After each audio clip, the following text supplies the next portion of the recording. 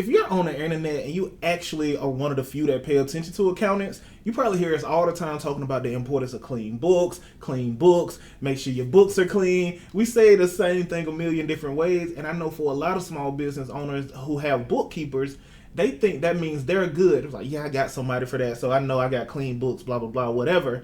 But the issue with that is a lot of people equate clean books with categorized transactions when really that's the basic floor and it shouldn't be the standard, right?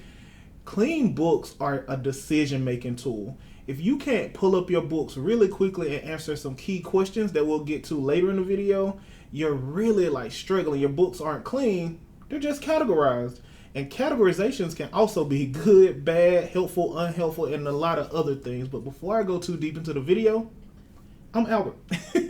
I'm Albert the CPA, owner, founder, and I feel like I do a lot of jobs around here at Right Choice Accounting Solutions, but I am doing this with my amazing wife and our amazing team, and we are your full service accounting and tax firm. We do everything from the basics to the advisory or fractional CFO level stuff. So if you are interested in that stuff, you'll find the link or just hit us. We'll let you know. But anyways, into the video. So most small business owners have an idea of what they think good looks like, or even worse, they don't. So a lot of times people think when their categorizations are, I'll just say when their transactions are categorized, a lot of people think that means their books are good to go. When they don't get the IRS notices, they think they're covered. They think that as long as they're not hearing anything from anybody, they're good. And what they're missing is books are like where a lot of your decisions should actually start. They're not really an afterthought. They really should be involved in like step one of all of your planning, because I know, I'm gonna just call a spade a spade. I'll put it that way. Like, a lot of small business owners are out here spending money without checking their bank accounts. And the bank account for a small business owner is a little bit more complex, because the cash that you actually literally see in your bank account doesn't account for the stuff you've already agreed to purchase in the future. So for business owners, you have to really understand profit. You have to be spending more profit than actual cash from your bank account like you would do personally. That making sense, Rachel? Yeah. Perfect.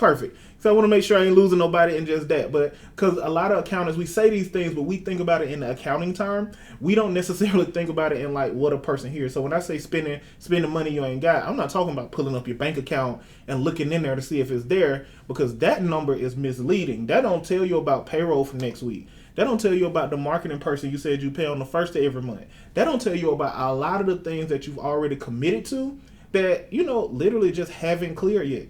And it don't even tell you about the money you got coming soon. So looking at your bank account, making a decision is not a good decision-making tool. You need to be diving into this P&L, diving into that balance sheet. And if you actually work with some advisory level accountants, you really need to probably be diving into those cash flow projections and stuff like that. But that's another video for another day. I won't lose sight of this, because I think what happens is the idea of what good looks like to small business owners may be one of the key determining factors on business owners struggling with cash flow, making decisions, and that sort of thing. But I will move along to what good should actually look like to you. And it starts at step one, right? It starts with an organized chart of accounts. So what's a chart of accounts? A chart of accounts is your basic foundational setup tool. That's where you're going in, giving your accounts names, numbers, lumping them together, organizing them, making sure that all of your stuff fits together perfectly in the way that you can actually use. So if you go to your P&L, you see marketing, you see software, you see bank fees, you see all of these things, those names are pulled from your chart of accounts. And an organized chart of accounts is probably the difficult step, or the most important step that people miss all the time. You wouldn't believe how often I get a P&L that's in alphabetical order. How in the world is advertising fees at the top and marketing fees being in the middle a decision-making tool? It's advertising and marketing. So I would just say that your chart of account is going to be your infrastructure, right? The account names, the numbers, all of this stuff is something that someone needs to put together strategically before the categorizations ever start happening. Because messy books, do I want to get into messy books? Messy books aren't really so much of a categorization problem as they are a structure problem. Because, for most bookkeepers, as long as they see themselves putting stuff in the right account, that's as far as it goes with them. They know they're categorizing it. They know they're putting it in the account it should be in. So they know they're doing a good job. So when you're telling them, like, just send it to me and it's okay and blah, blah, blah, but you're quietly getting frustrated because you can't use it for anything, that's more of a communication issue because you're missing that accounting level. And I know if you're seeing this video, we probably already posted the accounting and what it means video. So you may want to go back and watch that one because there are different types of accounting, but we're sticking right here with bookkeeping and clean books. I'm a little bit flustered. I'll be went into a different video on them, Rachel. Y'all know me. Yeah, I'm gonna stay right here. So let's get into how you actually organize your chart of accounts. And it's just some industry, like it's stuff we've been doing forever, some tips and tricks that are going to help any small business owner get more out of their financial reporting. So I'm going to start with the types of accounts, right? The types of account in business are fairly straightforward. We have assets, we have liabilities, we have equity. Those are balance sheet accounts. Assets, liabilities, and equity are on your balance sheets. The accounting equation is assets equals liability plus equity. So if you want to think about balance sheet, you're thinking assets, liabilities, and equity. Now, in small business, those accounts are kind of like secondary other than cash because most of the people are focusing on the next group of accounts, which are revenue, expenses, and profit. So in small business, revenue, expenses, and profit get all the burn because those are on your P&L. They get all of the attention. So revenue, of course, revenue minus expenses equals profit. So if you just consider everything I just said, all you have is assets, liabilities, equity, revenue, expenses, and of course, profit. Those are the 6 key areas that you're going to get from those 2 key financial reports, your balance sheet and your P&L. So what do we do to help organize this stuff? We create a numbering system, and it's just the way I'm putting it, right?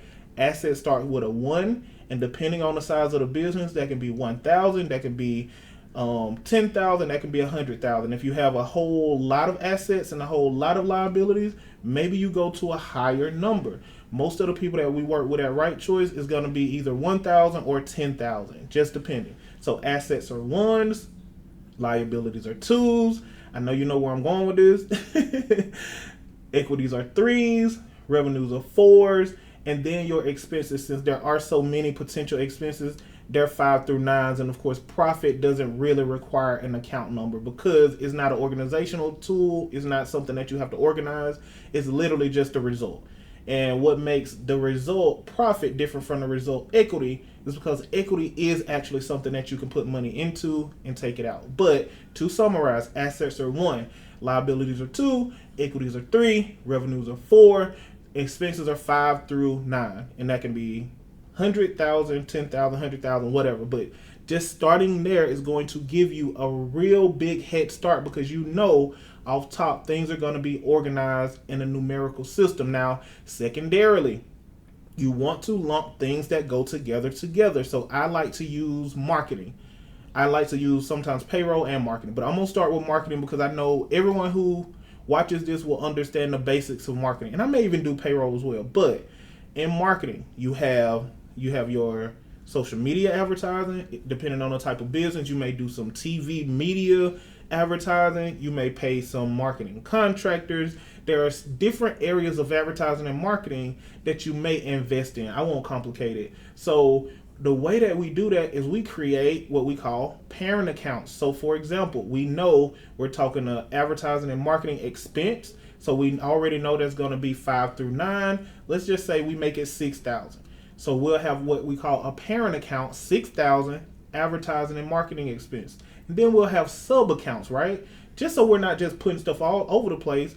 We may have 6,010, 6,020. So we may have Facebook ads, we may have YouTube ads, we may have Google ads, we may have SEO. We may put all of these things together, but what we're going to do is we're going to lump all of that stuff together so that you can answer the quick question, how much am I spending on marketing?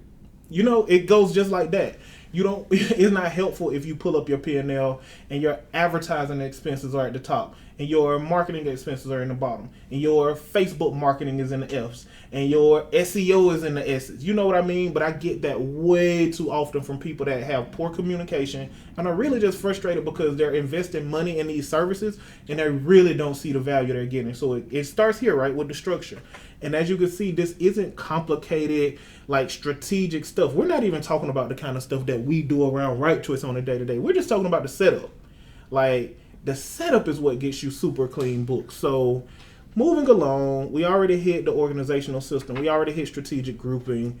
Let's talk about, I actually wrote out a list. I'm going to go through my notes on this one. So forgive me for the eye contact. Y'all know I'm an accounting nerd and y'all know I use notes. So here's some of the things that cause messy books, right? So before I say this, like, brace yourself. I'm coming at you a little bit, but if the shoe don't fit, just let it go. But I know if you're watching my content, you probably don't mind being challenged. But this isn't judgment. It's just an observational fact. So the top thing that causes messy books are owners and leaders who don't know what they're supposed to use their books for. Because when you are an owner or a leader who, you know, you watch this video, you already know what I always say is what done looks like. If you know what done looks like, nobody can give you something that's not done and done right, right? So the number one thing, because, you know, as the leaders, we have to blame ourselves for practically everything that goes on in our world. And that's even if you're watching this and you don't have a business, that's even as parents. It's just easier if we go ahead, accept accountability for everything, because we can hold everyone else accountable. So the accountability does start at the top. The books are messy because the person who's trying to use the books don't realize what good looks like, so they're not giving that feedback. The second thing, and the most important thing, is the bookkeepers, right? And a lot of bookkeepers who come from corporate, they've really just had one job, and that's categorizing stuff or running the payroll or paying the invoice. So when they come out here and they're seeing your stuff holistically, it's super important for you to pair them with actual accountants, strategists who actually know what they're supposed to be doing, because they're probably going to categorize this stuff and call it good. So the number two reason is bookkeepers who don't really understand what the books are actually used for. Because, you know, you always have a big picture perspective and you always have a tunnel vision perspective. And your best bookkeepers are going to be very like tunnel vision, very like attention to detail, very like handle what's in front of me, because you need that for accuracy, right? You need that for accurate categorization. But it can harm if you're looking so closely, or I'm going to the wrong camera. If I'm looking so closely at the camera that, you know, I can't see the big old room around the camera. So in a lot of cases, that's kind of what can happen with good bookkeepers who actually are doing a good job of bookkeeping, but they're not serving the company the way they need to be served, because the company needs accounting and bookkeeping is just a piece of it. So that's number one. Number two, there's no actual strategic accounting leadership. That's number three, right? If you got like an accountant in place, a controller in place, an advisory, something or another who's taking those books and actually translating them to you, they can actually work with your bookkeepers to let them know what the foundation needs to look like, what the structure needs to look like. So those are the top three things. There are a million things, but I don't want to make this a 1,000,000-minute video. So let me repeat them real quick, because I know I ain't said anything about yapping today. I know I yap a bit, but it's really leaders who don't know what they're supposed to be getting from it, bookkeepers who don't know what the leaders need and what they're supposed to be getting from it, and just not having a strategic accounting in place. Because I think what happens a lot in small businesses is hard for people to see the value of actual accounting because they never experienced actual good accounting before. So it makes the value lower in their minds, and they really just it's like a cycle. Thank you. Like, what came first, the chicken or the egg? Like, is accounting good? I mean, is accounting bad because all I've had is bad accounting? You know what I mean? It's like you never really get to investing in good accounting and the real team because you've just never experienced anything that makes it seem like that's a worthwhile investment. So, understood. You know, on our side, like if I'd have paid 1 million social media marketers and I ain't ever got results, the next one I talk to, I'm not going to forget I never got results and I paid a lot of people. So I'm going to be hesitant to pay more, and they're just going to have to show me that value. And that's what we do here at Right Choice. So what good actually looks like for you, just moving right into it. Good looks like you opening your P&L and easily finding what you're looking for. Like, you want to have fast, clear insights. You want useful insights. It should be easy for your strategist to pull the P&L and see what's going on. Your P&L should be telling a story. Your balance sheet should be telling a story. My biggest marketing thing when I was starting out years ago was I help you understand what the numbers are saying about your business, because any good accountant, and I hope accountants are watching this, you can comment down below and let them know if you actually understand P&Ls, if you actually understand financial reporting, it's way more words than numbers. Because if I can look at what happened in January, February, and March, and I see the trend, I can say, hey, it looks like you're overspending in marketing, but the marketing isn't returning what it needs to return revenue-wise, or you're overspending in team, and it looks like it's a little bit up and down, looks like it's a little bit of a roller coaster. You may be over-leveraging contractors where you can actually afford to hire more steady team members to lock that cost in and make it more consistent. Like, I can take your numbers and get into that level of thing, but that has to start with clean books, because if the books aren't clean, how can I tell what's going on? And that's what a lot of people struggle with. You're looking at the P&L, you don't know what's going on still, but it's done though. So the goal is always fast, clear, useful. It should be easy. Your P&L should be easy. Like, when a question comes up, the answer to it should be simple. If you're looking and you can't figure it out, you know what? Matter of fact, let's go through some questions. Let's go through some questions that I'm gonna hit. No, I'm not even gonna pause it. Hey, Chrissy. Yeah. Come here real quick. I'm gonna make this a team event. Let's see. Making sure that we don't get off camera. Off the top of your head, I'm just putting you on the spot too. You don't even know what I'm talking about. I don't. Off the top of your head, what is a question that a P&L should be able to easily answer? How much revenue you made? How much revenue you made. And then if you have multiple products or services, how much revenue did each of them make? So if you see your total revenue number, which different services, I'm finna get you. I know you get nervous. Rachel probably like, I ain't no accounting. I don't know. But do you have one that you could think of? I ain't gonna force you. I got another one. What's another one? Another one is, what are you overspending in? Where are you overspending? Like, you should be able to look at your P&L and just see this thing. What did I spend on marketing last month? Last quarter? What did I spend year to date on marketing? How much am I spending on bank fees? A lot of people tell y'all to go get funding, like credit cards are funding, and you've been maxed out all these credit cards. Are you spending so much in credit card interest that you can't afford to hire that part-time person you need? Your P&L will tell you that. How much am I paying my contractors versus my employees? Your payroll section should be made up of employees, owners, contractors, payroll fees, benefits if you got those, all of that stuff.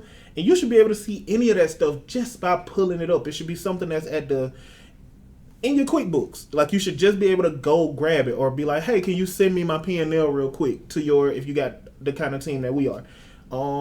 What's my most profitable service? Am I trending up or down? Is my marketing going up? Is my revenue going up with it? Like, how much am I spending on software? They always talk about the softwares. Am I spending too much in software? It's everything operational in your business. You should have a tool that you can actually pull and see it cleanly. So this is what you should expect from clean books. Not categorized transactions. Not stuff in accounts. Not a P&L and you look at it and you have no clue what it means. Like, if you actually are reasonably intelligent, because intelligent ain't the right word. If you can reasonably understand a P&L, because I ain't gonna lie, it's smart people who just, numbers just cross up immediately in their head. So I won't say intelligent, that's not the right word.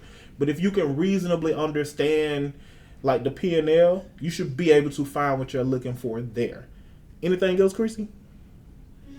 Anything, Rachel? You got something? Oh, no, y'all killed it. So I'm going to go ahead and close this out. I know I've been talking for a minute, but the takeaway here is it's not necessarily always about clean books and having them, it starts with understanding what you're actually even supposed to get with your clean books, what it means, and how you use it. So I know the video is pretty much what clean books actually mean and why yours probably aren't. And I hope this actually explains it all. But we're not going to harp on it not being clean. We're going to harp on getting them clean. And of course, if you need clean books and you need that strategy, you need to understand this stuff, Right Choice is the right choice. And you can just Google us and see, we not one of these online line people. We got all of the, I love to point to this Forbes. I love to point to that Georgia CPA, top. We top everywhere we go. Top in our county, top in our state, top at the school we went to, Lauren and I. So, if you actually want somebody that will take good care of you, Right Choice is here. But the video ain't to sell you. I just know this is important stuff, and I'm seeing that people are getting more and more frustrated. But I'm going to close this thing out. So, the first thing I need you to do, if you're watching this video, the first thing I need you to do next, well, not the first thing. First thing will be to subscribe, comment, turn on your notifications. You follow us on social media. Follow me at Albert the CPA on Instagram. I guess I'm Albert C. Hurston Jr. on LinkedIn, Right Choice Accounting Solutions and other places. But the second thing, after you follow us and do all that stuff, leave your comments and all that stuff, is you want to pull up your chart of accounts. Pull up your chart of accounts and just see if it actually makes sense. See if things that should be together are actually together. And if they're not, have that conversation with your bookkeeper or your accountant to make sure that they're putting that stuff there. Because realistically, clean books are not a luxury. They're the bare minimum. So it's not something you should strive to get to. It's something your business just has to have, has to need. That ain't right. I don't think that was right. But y'all get what I'm saying. It has to have. And if yours aren't there yet, that's completely fixable. Just get them there so that you can actually become the kind of business owner that is running your business based on your numbers. And that's always the goal, right? We want to be making informed decisions. What do we learn in school? SMART goals. SMART, specific, measurable, whatever that A stands for, and that R, and timely. I don't remember. I've been out of school a long time. Google it. Anyways, but go ahead, subscribe. We'll be back soon. That's it. Let us know if you have any questions. Let us know if you need anything. And I will talk to you soon. Have a good rest of your day.